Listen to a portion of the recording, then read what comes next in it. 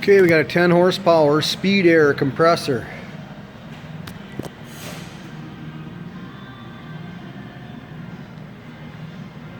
And we got a GE motor, 10 horse.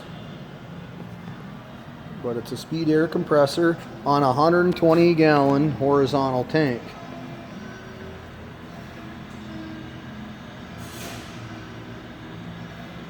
It's got the disconnects.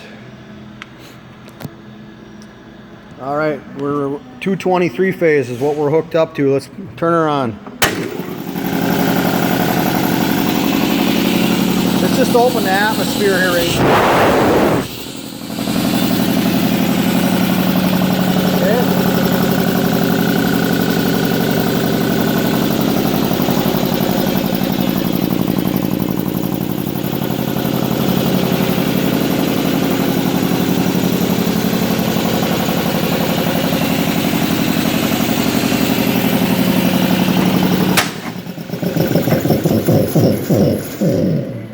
Thank you for watching.